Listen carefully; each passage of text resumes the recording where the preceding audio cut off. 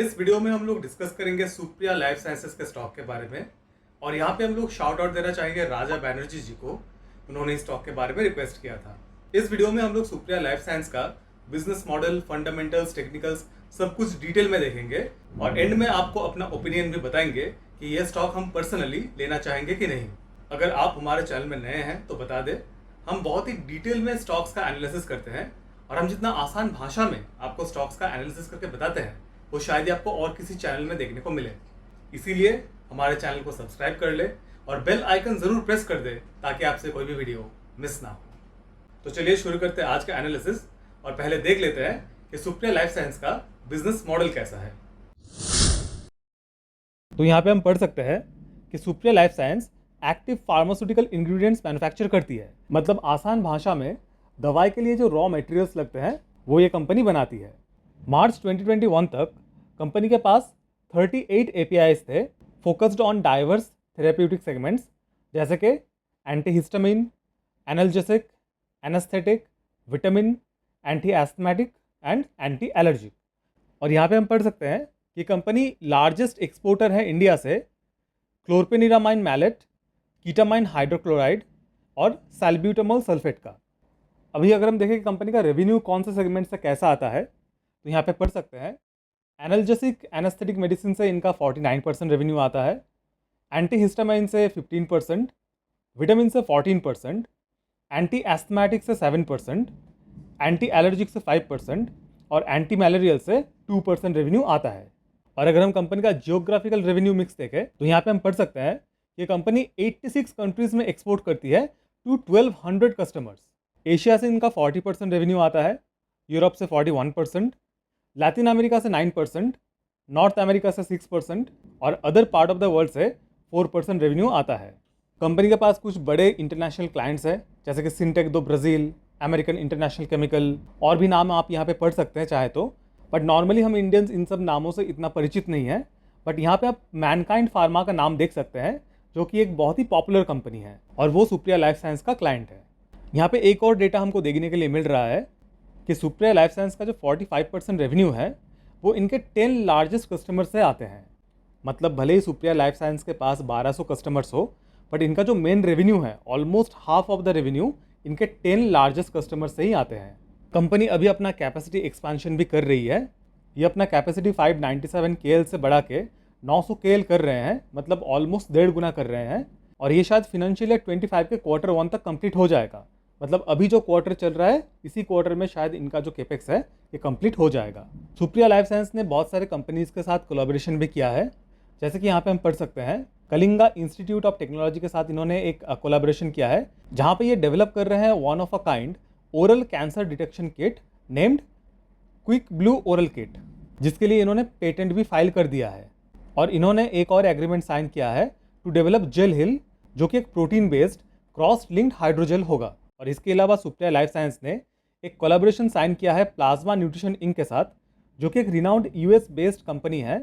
इस कंपनी ने Supriya life science को सोल राइट्स ग्रांट किए हैं इंडिया में to manufacture and market ingredient optimised protein, जिसको आयो प्रोटीन भी बोलते हैं। तो कंपनी का बिजनेस मॉडल हमने शॉर्ट में देख लिया है और बिजनेस मॉडल कंपनी का अच्छा है। अभी हम देख लेते हैं कि कंपनी का फंडामेंटल्स कैसा है। करंट प्राइस चल रहा है 347 रुपीज़ के आसपास, मार्केट कैप है around 2800 crore, price to earning ratio है 23.5, रिटर्न ऑन कैपिटल एम्प्लॉयड है 21.8%, रिटर्न ऑन इक्विटी है 15.7%, डेट टू इक्विटी रेशियो है 0.01 और PEG रेशियो है 0.95। तो PEG रेशियो के हिसाब से कंपनी अंडर वैल्यूड है। आपके बेटर अंडरस्टैंडिंग के लिए बता दें, PEG रेशियो अगर 1 हो तो कंपनी को फेयरली वैल्यूड माना जाता है, बट अगर स्मॉल कैप कंपनी है या फिर हाई ग्रोथ वाली कंपनी है तो वहाँ पे PEG रेशियो 2 टाइम्स तक कंसिडर किया जाता है। तो दोनों ही बेंचमार्क के हिसाब से ये कंपनी अंडर वैल्यूड है। डेट कंपनी में ना के बराबर है, ROE और ROCE ठीक ठाक है, बहुत बढ़िया नहीं है। स्टॉक P 23.5 में रिजनेबल लग रहा है, पर अगर हम स्टॉक का मीडियन PE देखें वो है 21.8, मतलब स्टॉक अभी अपने मीडियन PE के आसपास ही चल रही है, थोड़ा सा ऊपर चल रही है। अभी अगर हम स्टॉक का ग्रोथ देखें तो EPS ग्रोथ 3 साल में है -4.3%, 5 साल में है -11.3%, सेल्स ग्रोथ 3 साल में है 13.4% और 5 साल में है 15.5%। तो ग्रोथ कंपनी में बहुत बढ़िया नहीं है। ईपीएस ग्रोथ को अभी हम थोड़ा साइड कर सकते हैं, क्योंकि कंपनी का आईपीओ आया अभी 3 साल नहीं हुआ है, इसकी वजह से ईपीएस हमको नेगेटिव में देखने के लिए मिल रहा है। तो यहाँ पे हम ईपीएस को साइड में रख के चलेंगे। बट सेल्स ग्रोथ भी कंपनी में उतना बढ़िया नहीं है। 15-13% का ग्रोथ, वो भी एक स्मॉल कैप कंपनी के लिए बहुत ही कम है।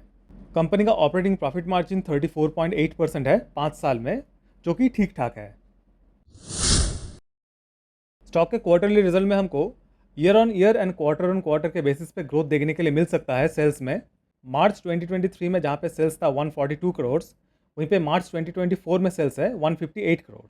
और अगर हम क्वार्टर ऑन क्वार्टर में भी देखें तो दिसंबर 23 में सेल्स था 140 करोड़ और मार्च 24 का सेल्स हमने ऑलरेडी आपको बताया है 158 करोड़।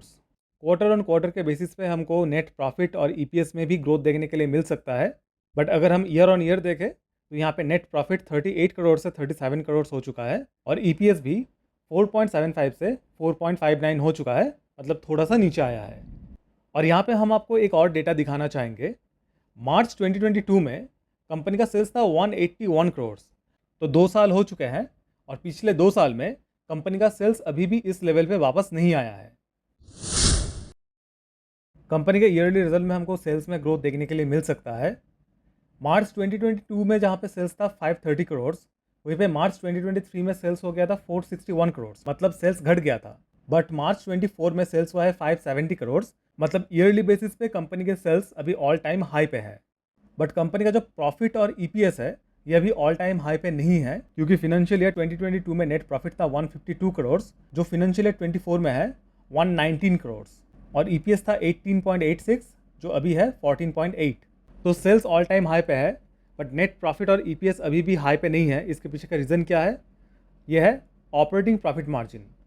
जहाँ पे एक टाइम पे इनका ऑपरेटिंग प्रॉफिट मार्जिन 44% 40% हुआ करता था, वो अभी 30% पे आ चुका है।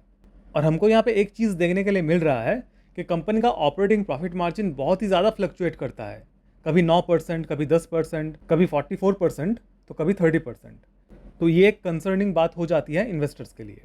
अभी अगर हम लोग कंपनी का कंपाउंडेड ग्रोथ देखें तो 5 साल में सेल्स ग्रोथ है 15%, प्रॉफिट ग्रोथ है 25%, 3 साल में सेल्स ग्रोथ है 13%, प्रॉफिट ग्रोथ है -1%, और ट्रेलिंग 12 मंथ्स में सेल्स ग्रोथ है 24%, प्रॉफिट ग्रोथ है 32%, एंड स्टॉक प्राइस सीएजीआर है 40%। शेयर होल्डिंग पैटर्न में हम देख सकते हैं कि प्रमोटर्स का स्टेक अभी कांस्टेंट है 68.3% पे।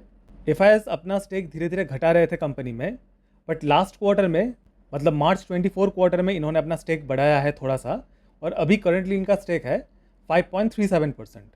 पर डीआईएस कंटिन्यूसली अपना स्टेक घटा रहे हैं और लास्ट क्वार्टर में इनका स्टेक है 5.3%। पब्लिक का स्टेक कंटिन्यूसली बढ़ रहा है स्टॉक में, और लास्ट क्वार्टर में इनका स्टेक है 21.04%। Number of share holders last 2.5 years में 55,000 से 87,000 हो चुके हैं, जो कि एक्सेप्टेबल है। अभी अगर हम लोग कंपनी का टेक्निकल चार्ट देखें तो यहाँ पे हमको वीकली टाइम फ्रेम में एक पैरेलल चैनल देखने के लिए मिल सकता है, जिसका टारगेट निकल के आ रहा है ऑलमोस्ट 100 पॉइंट्स। मतलब मान लीजिए कंपनी अगर नीचे की तरफ ब्रेकआउट देती है अराउंड 340 रुपीज़, तो स्टॉक प्राइस 240 रुपीज़ के रेंज में आ सकती है, जो कि स्टॉक का एक स्ट्रॉन्ग सपोर्ट लेवल भी है। बट अगर ये स्टॉक इस पैरेलल चैनल के बॉटम लाइन से सपोर्ट लेके फिर से ऊपर की तरफ जाना स्टार्ट करती है, तो हम अपर ट्रेंड लाइन को टारगेट मान के चल सकते हैं। इसके अलावा अगर हम स्टॉक का डेली टाइम फ्रेम देखें तो यहाँ पे हमको काइंड ऑफ एक हेड एंड शोल्डर पैटर्न देखने के लिए मिल रहा है, जो कि है ये एक proper head and shoulder pattern तो नहीं है, बट ऑलमोस्ट सिमिलर है। और इस पैटर्न के हिसाब से स्टॉक प्राइस ऑलमोस्ट 320 के लेवल्स तक आ सकती है। इस पैटर्न के बेसिस पे अभी कोई भी ट्रेड नहीं लेना चाहिए, क्योंकि टारगेट ऑलमोस्ट आ चुका है, और हमने प्रीवियस जो चैनल दिखाया आपको उसके हिसाब से भी कोई भी ट्रेड नहीं लेना चाहिए, क्योंकि उसमें भी ब्रेकआउट नहीं आया है। अगर स्टॉक में किसी भी तरफ में ब्रेकआउट आता है तो हम आपको वीडियो बना के ज़रूर बताएंगे, इसीलिए हमारे चैनल को सब्सक्राइब करके रखें। अभी स्टॉक में हमको किसी भी ब्रोकरेज हाउस का रिपोर्ट एक्टिव देखने के लिए नहीं मिला। अगर आपको किसी भी ब्रोकरेज हाउस का रिपोर्ट मिलता है स्टॉक में, वो बाय रिकमेंडेशन हो या सेल रिकमेंडेशन हो, तो हमको कमेंट्स में ज़रूर बताइएगा। तो अभी चलिए हम वीडियो के कंक्लूजन पे जाते हैं और आपको अपना व्यू बताते हैं। तो अभी अगर हम लोग कंक्लूजन पे आ जाए तो ये स्टॉक हमको ठीक ठाक लगा। फंडामेंटल्स स्टॉक के अच्छे हैं, बिजनेस मॉडल भी स्टॉक का अच्छा है, पर स्टॉक में ग्रोथ उतना अच्छा नहीं है। एक स्मॉल कैप कंपनी से हम जितना ग्रोथ एक्सपेक्ट करते हैं उतना ग्रोथ इस कंपनी में नहीं है। इसीलिए हम इस स्टॉक में इन्वेस्ट नहीं करना चाहेंगे, क्योंकि अभी मार्केट में इससे काफ़ी बेहतर ग्रोथ वाले कंपनीज अवेलेबल है। पर अगर हम इस स्टॉक में इन्वेस्टेड होते तो हड़बड़ी में बेच के नहीं निकलते। अगर लॉस में होते तो कतई नहीं निकलते, क्योंकि शायद ये कंपनी ऊपर जा सकती है लॉन्ग टर्म में। बट अगर हम लोग प्रॉफिट में होते तो शायद यहाँ पे अपना प्रॉफिट बुक करके किसी बेहतर स्टॉक में इन्वेस्ट करते। बट आपको हमारा बात मान के कोई भी डिसीजन नहीं लेना है, क्योंकि हम लोग सेबी रजिस्टर्ड नहीं है। आपको अपना रिसर्च, अपना एनालिसिस खुद करना है और अपना डिसीजन खुद लेना है। अगर आपने वीडियो यहाँ तक देख लिया है तो वीडियो को लाइक और शेयर जरूर कर दीजिएगा, और हमारे चैनल को सब्सक्राइब तो डेफिनेटली कर लीजिएगा। और अगर आपको कोई सवाल है या फिर आप चाहते हैं हम किसी पर्टिकुलर स्टॉक का या म्यूचुअल फंड का रिव्यू करें तो हमको कमेंट्स में जरूर बताइएगा। I am your host and investment का दोस्त सुधीर रंजन, साइनिंग ऑफ। मिलता है नेक्स्ट वीडियो में। Thank you.